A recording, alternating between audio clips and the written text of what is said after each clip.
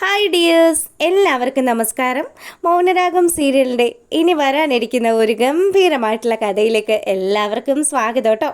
അങ്ങനെ നമ്മുടെ കിരണും കല്യാണിയും കൂടി താരയോടും അതുപോലെ അവളുടെ അമ്മ ദീപയോടും ഒക്കെ യാത്ര പറഞ്ഞ് പുറത്തേക്ക് പോവാം. എന്തായാലും ഇത് കല്യാണിയുടെ ആഗ്രഹം. അമ്മേ, കല്യാണിക്ക് എൻ്റെ ഒപ്പം തന്നെ കുറേയധികം പുറത്ത് ചുറ്റണമെന്നൊക്കെ ഒരു ആഗ്രഹമുണ്ട്. ഞാനും അങ്ങനെ തന്നെയാണ്. ഞാൻ അവളോട് ആദ്യം പറഞ്ഞത്. ഇപ്പം ഞങ്ങൾ രണ്ടുപേരും കൂടി പുറത്തു പോയിട്ട് വരാമെന്നും പറഞ്ഞ് ദീപയോടും താരയോടും യാത്ര പറഞ്ഞ് നമ്മുടെ കിരൺ ഇറങ്ങാൻ തുടങ്ങുക. ഈ സമയമാണെങ്കിൽ ദീപ പറഞ്ഞു, മോനെ പുറത്ത് പോകുമ്പോഴത്തേക്കിനും ശ്രദ്ധിക്കണം കേട്ടോ, ശത്രുക്കൾ ഒരുപാടാണ്. അറിയാലോ, ഇവളുടെ ആങ്ങള ആ വിക്രം, അവൻ എന്തും ചെയ്യാൻ മടിയില്ലാത്തവനാ. അവൻ മാത്രമല്ല, ഇപ്പം ആ പ്രകാശനും എൻ്റെ മോളോടും മോനോടും ഒക്കെ ഇരട്ടി ദേഷ്യമായി കാണും. അതൊക്കെ പോട്ടെ അമ്മേ. എന്തായാലും ഇപ്പം ആ മൂങ്ങ എന്ന് പറയുന്ന സാധനത്തിൻ്റെ സ്വഭാവം മാറിയല്ലോ. അങ്ങനെ ഇവർ സംസാരിച്ചുകൊണ്ട് നിൽക്കുമ്പോൾ നമ്മുടെ താരയാണെങ്കിലോ, താര പറഞ്ഞു, എൻ്റെ മോൾ എന്നോട് ചെയ്ത ക്രൂരത കണ്ടില്ലേ മോനെ എന്ന്. എന്തായാലും ആൻറ്റി വിഷമിക്കേണ്ട ആൻറ്റി. അവൾ എന്നെങ്കിലും ആൻറ്റിയുടെ നന്മകളൊക്കെ തിരിച്ചറിഞ്ഞ് ആൻറ്റിയെ സ്നേഹിക്കുന്ന ഒരു ദിവസം വരും. അതുവരെ ആൻറ്റി സമാധാനപരമായിട്ട് ഞങ്ങളുടെ കൂടെ കഴിയണം. ആൻറ്റി ഇനി എന്തായാലും ഞങ്ങൾ തനിച്ച് വിടില്ല. സരയു എന്ന് പറയുന്ന ആ പെരിച്ചാഴി അപ്പുറത്ത് നോക്കി നിൽക്കുന്നുണ്ട്. അവൾക്ക് ഈ കാഴ്ചകളൊക്കെ കണ്ടിട്ട് തീരെയും ദഹിക്കുന്നും ഉണ്ടാവില്ല. ആൻറ്റി അതൊന്നും ആലോചിച്ച് ടെൻഷൻ അടിക്കണ്ട കേട്ടോ. ഞങ്ങൾ പോയി മടങ്ങി വരാമെന്ന് പറഞ്ഞ് കിരണും കല്യാണിയും കൂടി അവരവിടെ നിന്ന് ഇറങ്ങുക. അവർ പോയതിന് ശേഷമാണെങ്കിലോ നമ്മുടെ ദീപ മൂങ്ങ മുത്തശ്ശിയെക്കുറിച്ചും പ്രകാശനെക്കുറിച്ചും ഒക്കെ താരയോട് സംസാരിച്ചുകൊണ്ടിരിക്കുക. അപ്പം ഇവരിങ്ങനെ സംസാരിച്ചുകൊണ്ട് നിൽക്കുമ്പം നമ്മുടെ കല്യാണിയും കിരണും കൂടെ നേരെ പോകുന്നത് ഒരു ടെക്സ്റ്റൈൽ ഷോപ്പിലേക്കാണ്.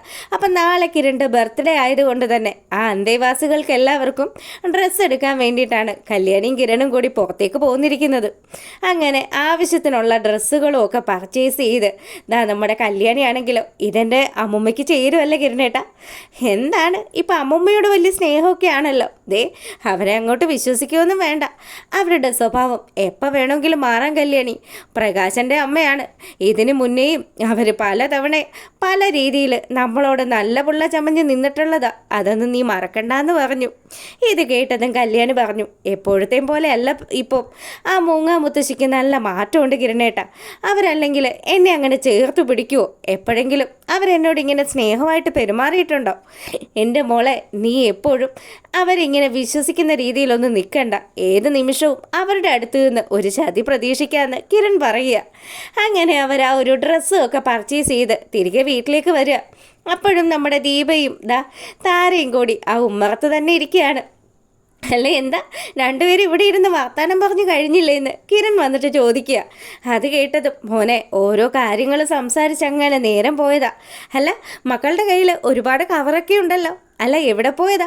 തുണിയൊക്കെ എടുത്തിട്ട് ലക്ഷണമൊക്കെ ഉണ്ടല്ലോ. എന്തായിരുന്നു പരിപാടി?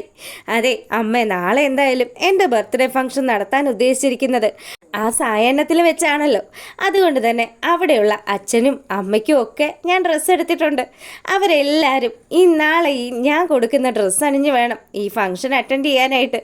എൻ്റെ മോനെ, നിൻ്റെ മനസ്സ് എത്രമാത്രം വലുതാണെന്ന് താരയും അതുപോലെ ദീപയും ഒരേപോലെ ഇങ്ങനെ ആലോചിച്ചുകൊണ്ട് നിൽക്കുക.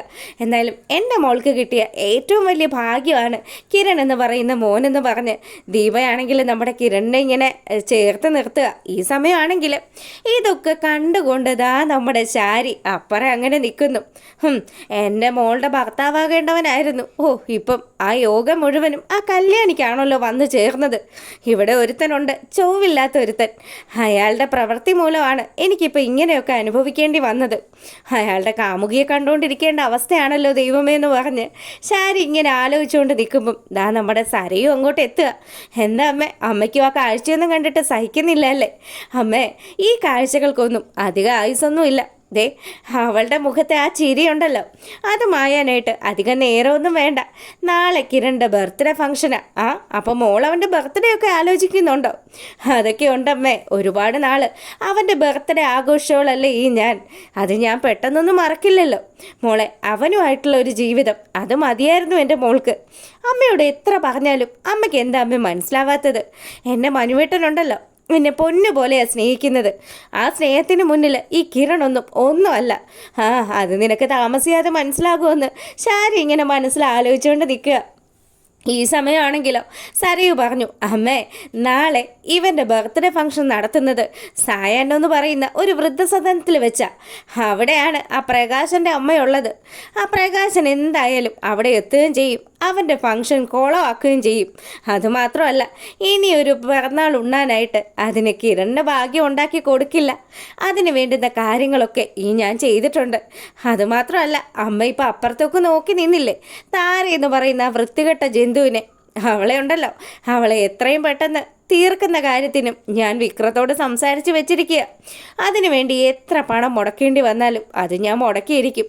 മോളെ, നിൻ്റെ പ്ലാനൊക്കെ കൊള്ളാം, പക്ഷേ നോക്കിയും കണ്ട് കളിക്കണം. ഇല്ലെങ്കിലുണ്ടല്ലോ, അറിയാലോ അവൻ്റെ അച്ഛൻ സേനൻ പ്രശ്നക്കാരനാണെന്ന്. എല്ലാം ആലോചിച്ച് തന്നെ അമ്മ ഞാൻ മുന്നോട്ട് പോകുന്നതെന്ന് സരയു അവിടെ വെച്ചിങ്ങനെ പറയുക. ഈ സമയമാണെങ്കിൽ പിറ്റേ ദിവസം രാവിലെ ആയതും നമ്മുടെ കിരണും കല്യാണിയും ഒക്കെ കൂടി ക്ഷേത്രത്തിലേക്ക് ഇറങ്ങി. അപ്പം നമ്മുടെ ദീപയും ഒക്കെ ഉണ്ട് കേട്ടോ. എല്ലാവരും നല്ല സന്തോഷത്തിൽ തന്നെയാണ് അമ്പലത്തിൽ പോയി തൊഴുത് മടങ്ങി വന്ന് നേരെ വരുന്നത് അവർ സായാഹ്നത്തിലേക്കാണ്. അപ്പോൾ അവിടുത്തെ ഫങ്ഷനും അറേഞ്ച്മെൻറ്റ്സും കാര്യങ്ങളും ഒക്കെ നല്ല പക്കായിട്ട് ആ വാർഡനും കൂട്ടരും കൂടി ചെയ്ത് വെച്ചിരിക്കുക. മൂങ്ങയാണെങ്കിൽ നല്ലൊരു വസ്ത്രമൊക്കെ അണിഞ്ഞ് അവിടെ സന്തോഷത്തോടു കൂടി ഇരിക്കുക. കൊച്ചുമോളുടെയും കൊച്ചുമോൻ്റെയും ഒപ്പം ആ ഒരു പിറന്നാൾ ആഘോഷിക്കാൻ വേണ്ടിയിട്ട്.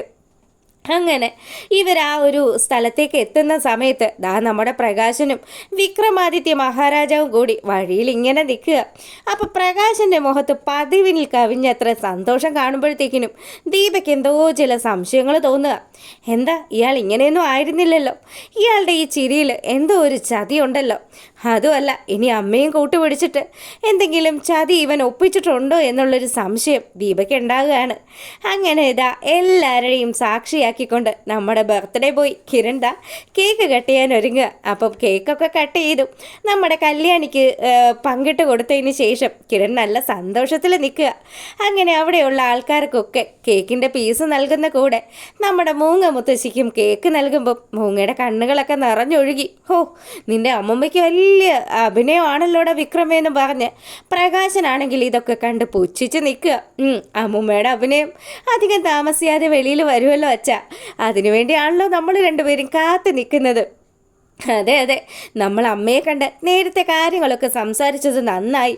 ഇനി എന്തായാലും അമ്മയെ എത്രയും പെട്ടെന്ന് ഇവിടുന്ന് കൂട്ടിക്കൊണ്ട് പോകണമെന്നൊക്കെ പ്രകാശൻ നമ്മുടെ വിക്രത്തിൻ്റെ അടുത്ത് സംസാരിക്കുന്നതൊക്കെയാണ് ഇനി വരുന്ന ആ വിശേഷത്തിലുള്ളത്. അപ്പം റിവ്യൂ ഇഷ്ടമാകുകയാണെങ്കിൽ ലൈക്ക് ചെയ്യാൻ മറക്കരുത് കേട്ടോ. സബ്സ്ക്രൈബ് ചെയ്ത് കാണാത്തവരൊക്കെ ഒന്ന് സബ്സ്ക്രൈബ് ചെയ്ത് കൂടെ സപ്പോർട്ട് ചെയ്തേക്കണം. അപ്പം എല്ലാവർക്കും നല്ലൊരു രാത്രി ആശംസിച്ചുകൊണ്ട് ഇന്നത്തെ വീഡിയോ നിർത്തുകയാണ്. പിന്നെ രാവിലെ തന്നെ ഫുൾ വിശേഷം ഇടുന്നതായിരിക്കും. അപ്പം ഒരു 9:30-10 മണിക്കുള്ളിൽ ഇടാം. എല്ലാവരും കയറി ഒന്ന് കാണണം കേട്ടോ. കാണുന്നവരൊക്കെ ലൈക്ക് ചെയ്യണേ. അപ്പോൾ ഓക്കെ, ഗുഡ് നൈറ്റ്.